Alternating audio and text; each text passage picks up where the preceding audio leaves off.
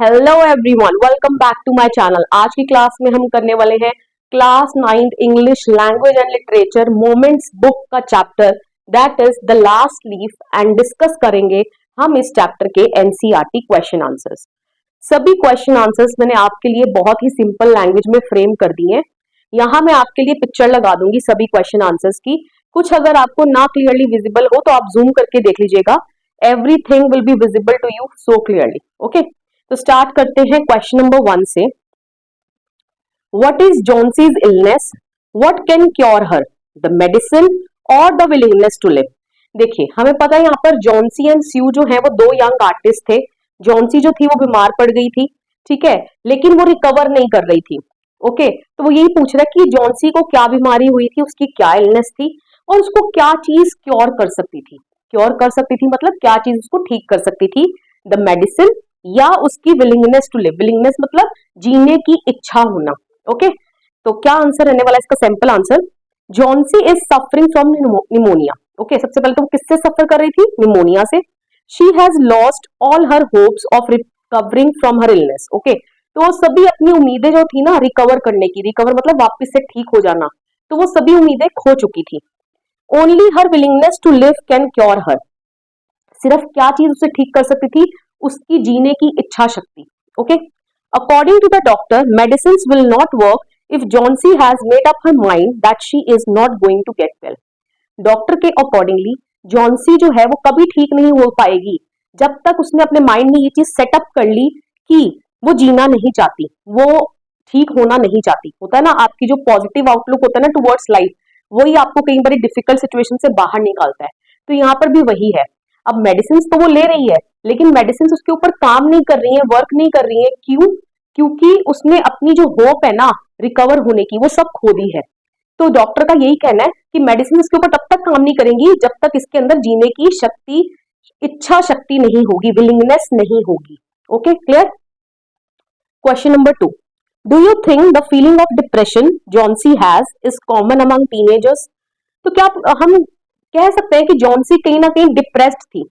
Depressed जो इंसान होता है ना उसका नेगेटिव आउटलुक हो जाता है टुवर्ड्स लाइफ। ओके, तो बोल रहा है कि क्या आपको लगता है कि जो जॉन्सी के अंदर ये जो डिप्रेशन था ये आजकल के कॉमन टीनेजर्स में बहुत कॉमन देखने को मिलता है? ओके, हाँ बिल्कुल कॉमन देखने को मिलता है। देखिए सिंपल आंसर क्या रहने वाला है?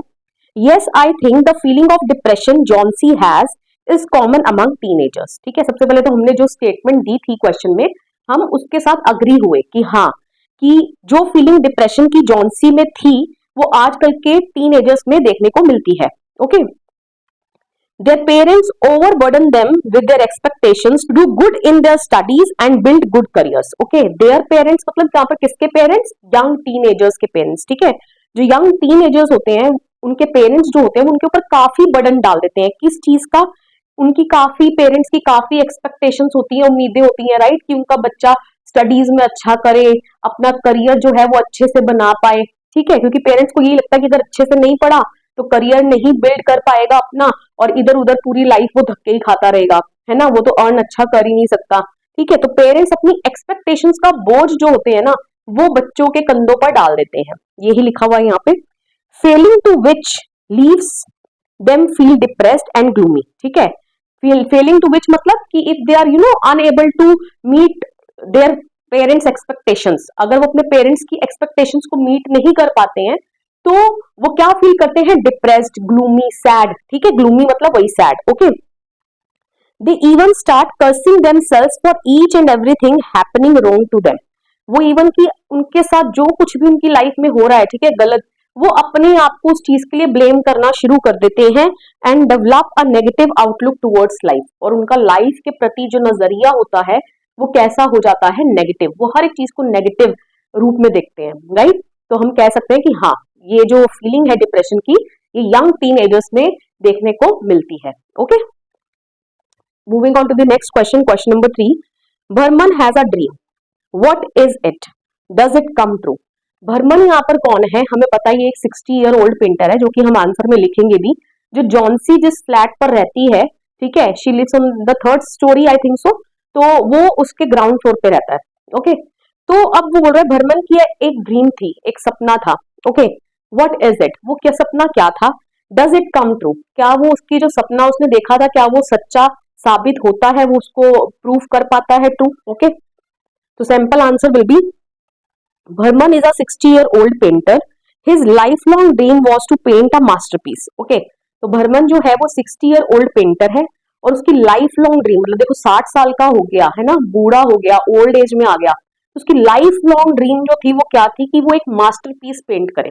ओके, मास्टरपीस आई थिंक सो आप सभी जानते हो, ठीक है, एक ऐसा जैसे कि वो पेंटर है, ठीक है, तो ऐसी पेंटिंग वो बनाए जिससे उसको काफी फेम मिले, राइट, जो वर्ल्ड वाइड फेमस हो जाए। ओके, तो उसकी यही ड्रीम थी कि वो इस तरीके की पेंटिंग बनाए जो कि उसका मास्टरपीस हो। Yes, his dream comes true when he paints the replica of the last leaf on the ivy creeper. हाँ बिल्कुल, उसकी ड्रीम सच होती है, वो मास्टरपीस को पेंट करता है जब वो लास्ट लीफ बनाता है। देखिए चैप्टर का नाम क्या है, लास्ट लीफ। ओके, तो जॉनसी ने कहीं ना कहीं अपनी लाइफ को लास्ट लीफ के साथ एसोसिएट कर लिया था। उसको लगता था कि जैसे ये लास्ट लीफ जो है वो गिरेगी ना तो उसकी भी डेथ हो जाएगी। जब भरमन को ये चीज पता चली तो वो इतनी विंडी स्ट्रॉमी नाइट में भी जाता है बाहर और वो लास्ट लीफ का रेप्लिका, रेप्लिका मतलब उसका डुप्लीकेट कॉपी जो है वहां पर पेंट करता है। लास्ट लीफ तो कब की गिर गई थी, तो भरमन ने उसका रेप्लिका जो था वो पेंट किया, okay, on the ivy creeper, which seemed so realistic that even Johnsy, who was a painter herself, could not make it out that it was a fake one. Okay, और वो जो last leaf उसने draw करी, paint करी वहां पे, वो इतना रियलिस्टिक लुक दे रही थी ना, इतनी रियल लग रही थी वो कि इवन जॉन्सी जो कि खुद एक आर्टिस्ट है वो भी नहीं इस चीज को मेक आउट कर पाई। मेक आउट कर पाई मतलब उसके दिमाग में भी उसको बिल्कुल भी जरा सा भी डाउट नहीं हुआ कि ये जो लीफ वहां पर आईवी क्रीपर के साथ क्लिंग कर रही है, क्लिंग कर रही है मतलब लटकी हुई है, इतने तूफान आने के बावजूद भी वो लीफ जो है वो नीचे गिर नहीं रही, वो फेक लीफ है। फेक लीफ है मतलब वो नकली लीफ है, ये उसके माइंड में भी नहीं आ पाया। Okay, clear. Next question, what is Behrman's masterpiece. Okay, I hope so भी इसका आंसर आपको पिछले क्वेश्चन में मैंने दे ही दिया है कि भरमन का मास्टरपीस क्या था। व्हाट मेक्स यू से सो, ठीक है, और स्यू ने ये चीज कही थी जब वो जॉन्सी को लास्ट लीफ दिखा रही थी, पॉइंट आउट करती है टुवर्ड्स द लास्ट लीफ, और वो जॉन्सी को बोलती है स्यू कि क्या तुम सोच रही हो कि जो लास्ट लीफ है ये गिर क्यों नहीं रही है, क्योंकि ये भरमन का मास्टरपीस है। ओके, तो अब हमने यही बताना है कि भरमन का मास्टरपीस क्या था, क्या है, और स्यू ने ऐसा क्यों कहा। ओके, सबसे पहले तो मैंने डिस्क्राइब किया यहाँ पे कि मास्टरपीस क्या होता है। Masterpiece is a work of art that is of the highest quality. Okay, masterpiece को सबसे पहले हम ऐसा वर्क ऑफ आर्ट कह सकते हैं जो क्या है, is of the highest quality, जिसकी क्वालिटी में वो क्या है, बहुत ज्यादा हाई है। ओके, तो जॉन्सी, अब यहाँ पर एक तरीके से आपको इस चैप्टर की शॉर्ट समरी ही लिखनी पड़ेगी, जिसको नहीं भी चैप्टर की समरी पता है ना तो इस आंसर को, क्वेश्चन को ढंग से तैयार कर लेगा, उसको पूरे चैप्टर में क्या हो रहा है वो सब समझ में आ जाएगा। ओके, तो क्या आगे है इसका answer, Johnsy a young artist had been caught by pneumonia. Okay, Johnsy जो एक यंग आर्टिस्ट थी उसको किसने पकड़ लिया था, पकड़ लिया था मतलब किस बीमारी ने जकड़ लिया था, निमोनिया ने। Okay, she had associated her life to the falling leaves off the ivy creeper, उसने अपनी लाइफ को एसोसिएट मतलब लिंक कर लिया था किसके साथ, falling leaves off the ivy creeper. Okay, जो आइवी क्रीपर है, जो क्योंकि ऑटम सीजन चल रहा था, ऑटम सीजन में तो पत्ते तो झड़ते हैं, पतझड़ होता है।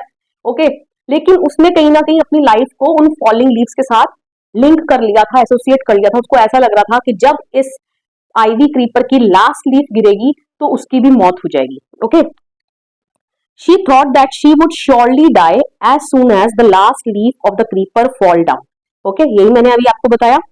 Burman, a 60-year-old painter, painted the last leaf after the real leaf had fallen. Okay, तो भरमन जो कि एक 60-year-old पेंटर था, ओके, उसने उस लास्ट लीफ के गिरने के बाद, ठीक है, जो जब रियल लीफ गिर गई, रियल लीफ जो थी जब वो गिर गई लास्ट लीफ, तो उसने उस लास्ट लीफ का डुप्लीकेट पेंट किया। Okay, when Johnsy saw the last leaf of the creeper not giving up and clinging to the wall in spite of harsh weather, her outlook towards life changed. Okay, अब देखो ये जो last leaf जो भरमन ने paint करी थी उसने Johnsy को ठीक करने में कैसे मदद करी, क्योंकि जब जॉन्सी ने वो लास्ट लीफ को देखा कि लास्ट लीफ इतने तूफानों का मुकाबला कर रही है, तूफान को फेस कर रही है, इतनी विंड स्पीड इतनी तेज है, लेकिन फिर भी जो लास्ट लीफ है वो गिरने का नाम नहीं ले रही, कैसे चैलेंजेस को फेस कर रही है, तो इससे ना क्या होता है, हर आउटलुक टुवर्ड्स लाइफ चेंज्ड, उसका जो आउटलुक है लाइफ के प्रति वो चेंज हो जाता है। Okay, the last leaf motivated her to face challenges in life, ठीक है, जो लास्ट लीफ थी उसको मोटिवेट करती है किस चीज के लिए, कि वो लाइफ में चुनौतियों के लिए तैयार हो, उनको फेस करने के लिए रेडी रहे।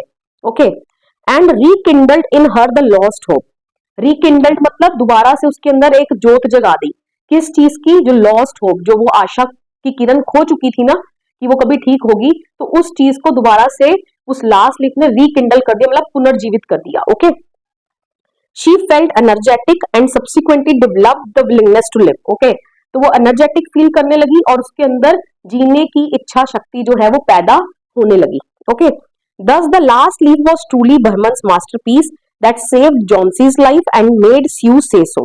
तो हम कह सकते हैं कि जो लास्ट लीफ जो भरमन ने पेंट की थी वो उसका असली मास्टरपीस था। ओके, एंड इसीलिए स्यू ने भी उस जो लास्ट लीफ जो भरमन ने पेंट करी थी उसको मास्टरपीस कहकर एड्रेस किया। क्यों? क्योंकि जॉन्सी जो कि एक आर्टिस्ट थी वो भी इस चीज का अंदाजा नहीं लगा पाई कि वो जो लास्ट लीफ थी वो फेक थी, वो असली लीफ नहीं थी, वो भरमन के द्वारा पेंट की गई थी। Okay, clear? सो ये आपके थे NCERT question answers. Extra question भी हम आगे की वीडियोस में कर लेंगे। वीडियो पसंद आया हो वीडियो को लाइक करिए, शेयर करिए, कमेंट करके बताइए वीडियो आपको कैसा लगा, and please don't forget to subscribe my channel. मिलेंगे नेक्स्ट वीडियो में, टिल देन बाय बाय।